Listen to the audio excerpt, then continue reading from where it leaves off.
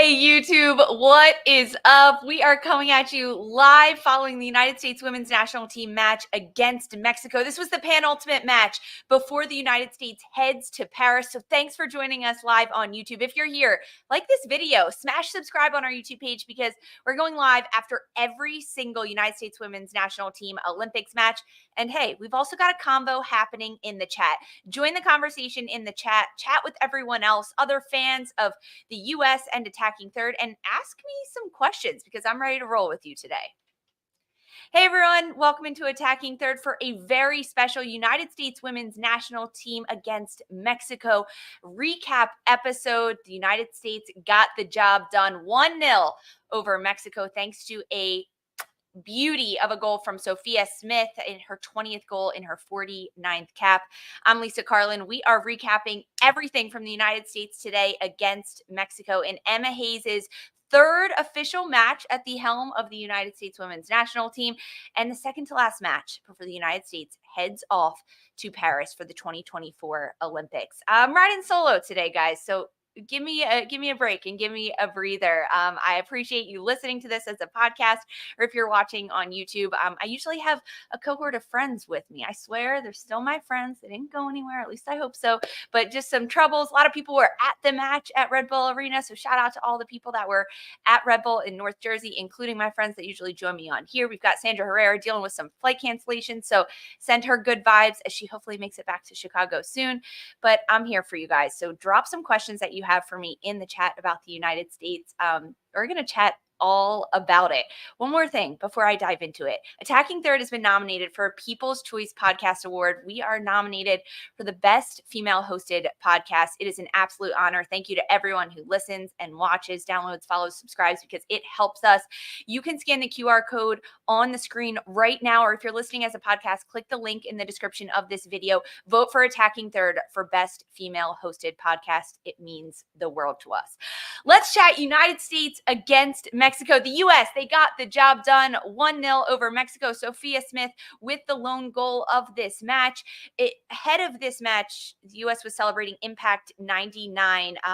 It was so cool to see every single one of the 99ers on this 25th anniversary of the United States lifting the Women's World Cup on American soil. I'll be back at Red Bull Arena ahead of this match. This is the first time that every single player on that roster had gotten together in 25 years.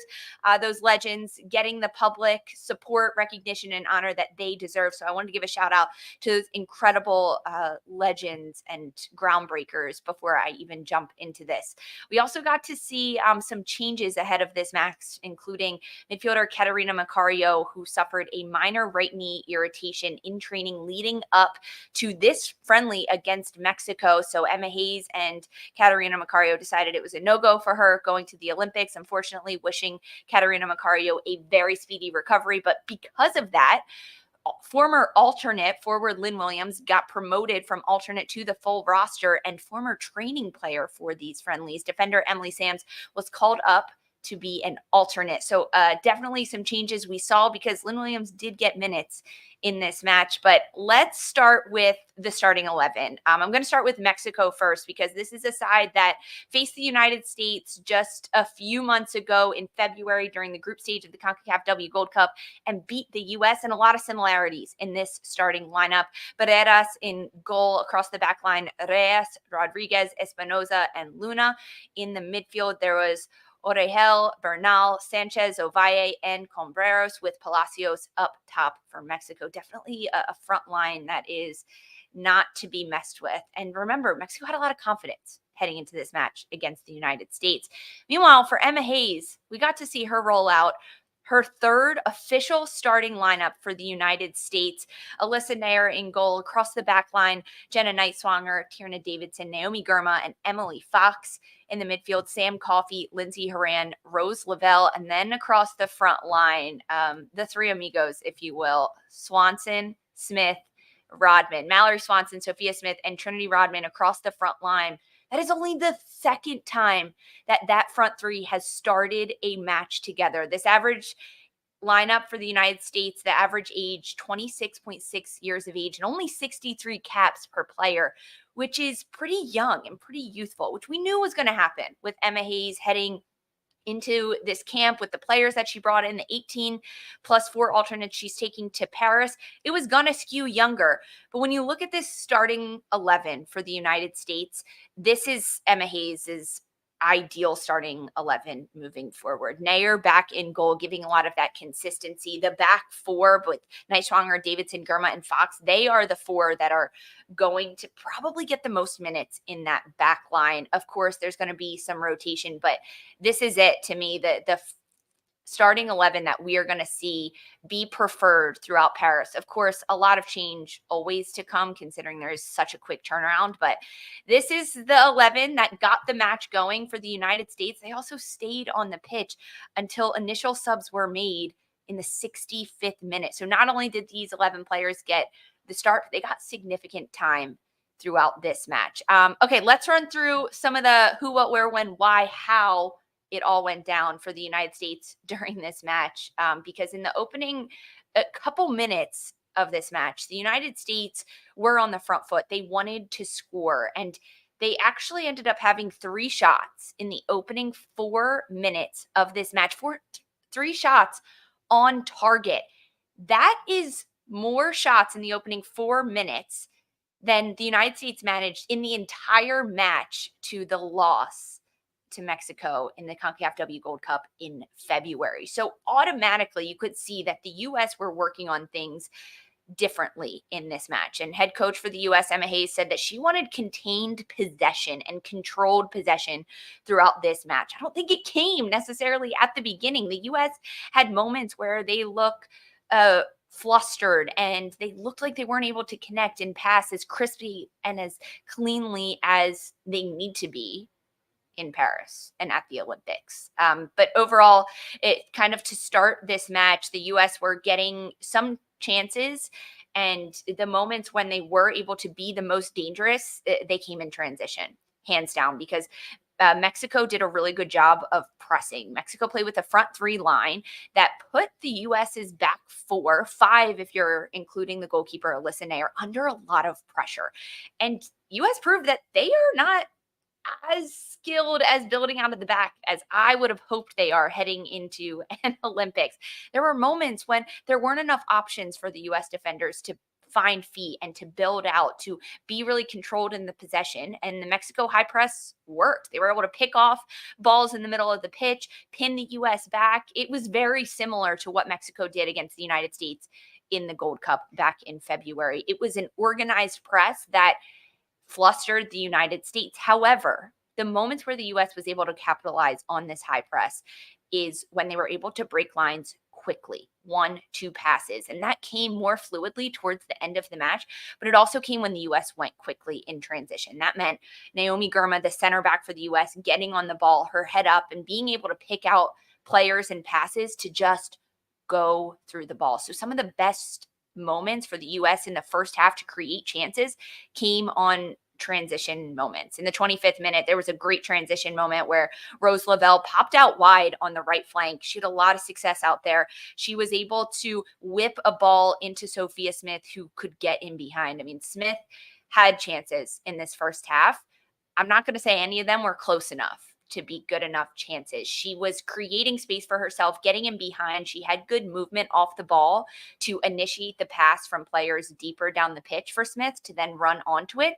But she wasn't clinical. Smith was not clinical in front of goal. They weren't forcing defensive saves from the goalkeeper or even huge defensive plays from Mexico's defense. They weren't ricocheting off the crossbar or the post. They were wide. They were missing the frame of goal, or Smith was being dispossessed before the play could fully unravel. There were chances when I wanted Smith to fire a little bit quicker, take another step, and just understand that she can score and those goals will ultimately come. But the chances for the U.S., they did come in transition. They built mainly down the right side of the flank with Rose Lavelle floating wide.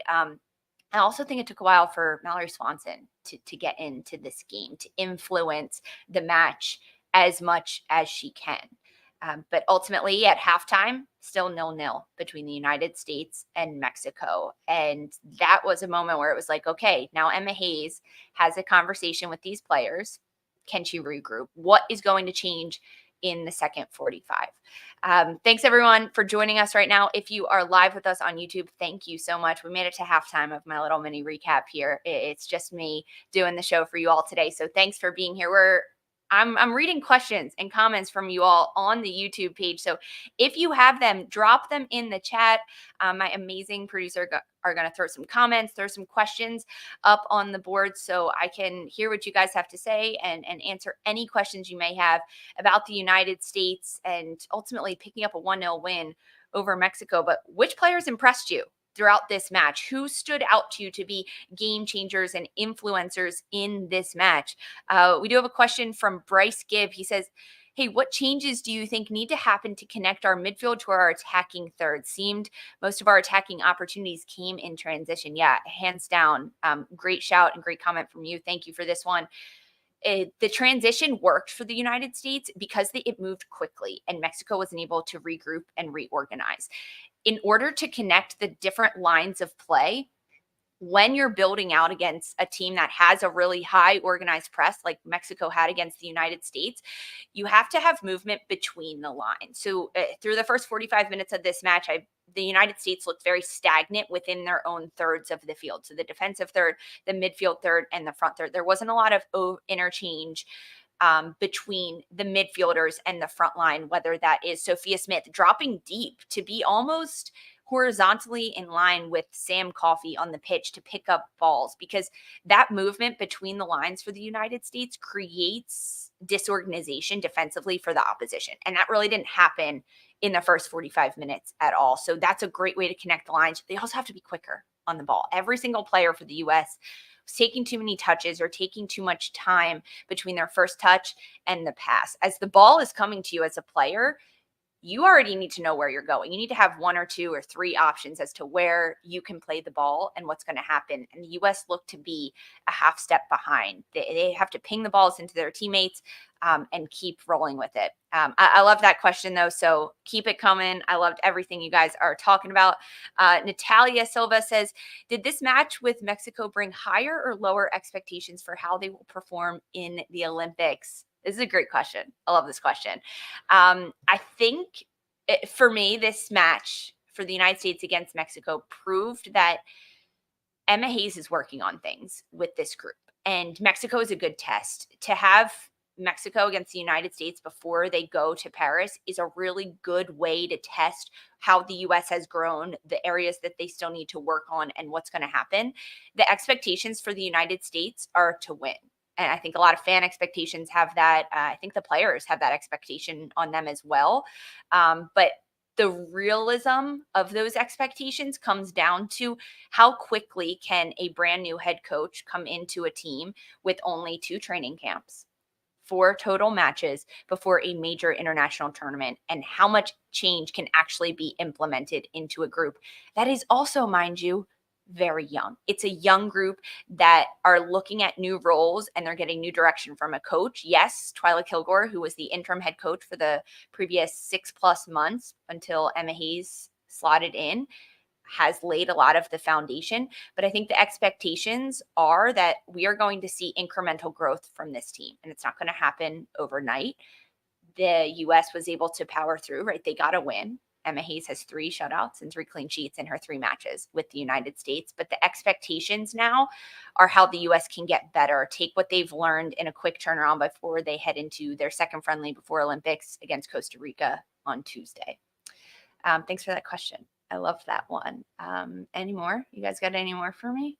I don't know. I'm just reading what comes up on the screen. All right, let's roll. Tyler, I like this. Is there a player that didn't get minutes today that you feel could have solved some of the team's issues? Ooh, I like this question. 2-part answer for me. Jaden Shaw came into this match towards the end of the game, which was necessary. I wanted to see Shaw get minutes. However, coming on in the 75th minute is a little bit difficult at that point. The U.S. had already gone up a goal. The goal coming from Sophia Smith earlier in this match in the 64th minute, assisted by Swanson. But I think Jaden Shaw could have come into this match a little bit earlier and just broken up lines differently and provided a different look at how the U.S. could build out of the back, because Jaden Shaw is a player that can drop really deep in the defensive lines, pick up the ball, turn and run at defenders. She can also combine well. She can play longer balls out of the back if the U.S. does look to go direct. So I would have liked to see Jaden Shaw get in a little bit sooner. But we also got to see Croy Bethune. This was insane. Huge shout out to Croy Bethune for making her first United States women's national team senior cap in the 81st minute. Croy Bethune, the rookie in the NWSL of Washington Spirit, subbed on for Mallory Swanson, which gave us a different look from the United States in terms of formationally how the U.S. was then going to play, because towards the end of this match, it almost looked like a 4-2-3-1. And those are moments where you could see Emma Hayes working on how do we build out differently, creating overload centrally and having more numerical numbers in there so that they could break the lines and they could slot into those different places, because Swanson did a great job of dropping deeper in the second half and sitting between the lines and picking up. But the shift in the U.S. as the subs came on was pretty fun to watch them continue to evolve and continue to grow. But I would have liked to see Jaden Shaw a little bit earlier. Let me know from you guys who you would have liked to see on the pitch and get more minutes from the United States. Hey, TR, I agree with you. Man, I wanted Croy to score on her shot. I totally agree. It was like her fifth touch in the match for Croy Bethune, and she receives the ball at the top of the 18. She's got time. She sets it up. She eyes up the goal, and she lets it rip. It would have been cool, but those first touches helped to kind of shake off some of the cobwebs that, frankly, Croy Bethune did not even look like she had. She looked good. She looked confident out there. And it was fun to watch. The United States, they did it. 1-0 win over Mexico in their second to last match before they head off to the Paris Olympics. Thanks, everyone, for joining us live on YouTube. Keep your comments and your questions coming in the chat. Don't go anywhere. I'll be right back after this quick break.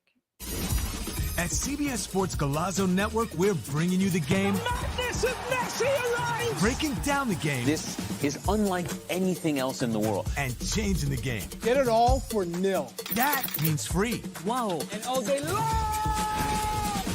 24/7. Hey, everyone. Welcome back to Attacking Third. The United States defeat Mexico 1-0 thanks to a Sophia Smith goal in the 63rd minute. Incredible job by her. Her 20th goal. She just becomes the 11th player in United States women's national team history to reach 20 goals before turning 24 years old, and at only 49 appearances. It was the difference maker for the United States. Coming from Sophia Smith, where frankly there could have been a lot of other goals and opportunities for Smith. She created chances for herself, but was not clinical enough in the final third. The United States did take steps forward from their last match against Mexico, being patient on the ball, not letting the high press from Mexico fluster the United States, not letting the physicality get out of hand. These CONCACAF rivalry matches between Mexico and U.S. can get physical. They can get chippy. And the last time these two sides played in the CONCACAF W Gold Cup, when Mexico defeated the U.S. 2-0, the physicality was a factor, and Mexico dominated in that sense, getting a little bit of real estate in the U.S. players' heads. This time, the U.S. remained under control. Their fans had their back at Red Bull Arena, and it all came down to being a bit more clinical and having continuous looks and resiliency with sustained possession for the United States to ultimately get the shot off by Sophia Smith and the assist from Mallory Swanson. Throughout this match, the United States had different moments where they looked really lethal and really good. And one player that stood out to me throughout the entirety of this match and also helped as subs came in and things changed was Rose Lavelle, midfielder for the U.S. She had an interesting role to be a connector between the lines, but the freedom that Emma Hayes gives Rose Lavelle to float out wide, to track back deeper, to press up a little bit higher, makes the U.S. that much more flexible in their attack and their buildup. And with Rose Lavelle's most effective areas on the pitch throughout this match were out wide right. When Lavelle floated wide right, she was able to get on the ball, turn, and there was a lot of space. She could combine with Rodman. She could combine with Smith. And Lavelle had the intensity to know we need to take this game up another level. We have to continue to climb and drive and continue to push this U.S. Yeah, rose to the occasion. Rose Lavelle rose to the occasion. I like that a lot. this was a player that to me is going to be a game changer for the United States at the Olympics. She also brings a sophistication on the ball, her craftiness and her freedom to create for herself and for her teammates around her makes her so dangerous and so hard to defend. I think Sam Coffey did a great job in the midfield as well, defending and building out of the back. But ultimately, it was Rose Lavelle for me, player of the match. Moving forward, the United States, they have one more match before they head off to the Paris Olympics. They take on Costa Rica on Tuesday. That match happening in our nation's capital, Washington, D.C. at Audi Field. And the United States need to continue to build on what we saw tonight. That means being able to build out of the back and have possession with patience and a purpose. So not just passing the ball back and forth monotonously, but looking to move the defense around them, looking to create space. And in losing the ball, being able to swarm and win it back really immediately and really effectively. There were moments when the U.S. did that so nicely against Mexico, especially when the U.S. lost the ball in their attacking end. They looked to win it back and did that more and more progressively as the match went on. But in the final third for the United States, can they keep possession of the ball, keep the ball moving quickly so their defenders and the opposition can't get set up and organized, and then look to create shots and chances, more crosses into the box, draw more corner kicks, just be relentless in the attack. Because at the Olympics, the United States are not going to get as many shots on target as they did in this match. They're not going to get as many chances and opportunities to score and take this game to the next level. 17 shots for the United States against Mexico, 6 of them on target. You're not going to get that many chances when you're going up against France or up against Spain. So the U.S. has to be clinical when they go up against Costa Rica and take that mindset moving forward as they finish out their training before the Paris Olympics and before they all head off. But it was fun. Ultimately, the U.S. guys, they did it. They get the 1-0 win over Mexico thanks to a goal from Sophia Smith. And we did it. We did a live show together, you and me on YouTube. Thanks, everyone, for listening and for joining. I so appreciate it. Don't forget, Attacking Third is being nominated for a People's Choice Podcast Awards. Thank you so much. We are honored to be in the category for Best Female Hosted Podcast. To vote for Attacking Third, go to podcastawards.com/app/sign up and then toggle down to the Best Female Hosted category. The whole process, it takes less than 60 seconds. There's also a QR code on your screen right now. Scan that. Vote for Attacking Third, and you can find the link in the description on YouTube or wherever you're listening as a podcast. We will have more in-depth analysis from the United States women's national team against Mexico Monday when Attacking Third is back in studio. And then the United States takes on Costa Rica on Tuesday before they head to Paris. Thanks, everyone, so much for listening and joining me. Make sure you follow Attacking Third wherever you get your podcasts and leave us a 5-star rating and review. We're also available on youtube.com/Attacking Third, and catch us on the CBS Sports Golazo Network for all your women's football coverage. For Mark, Courtney, I'm Lisa. This was Attacking Third.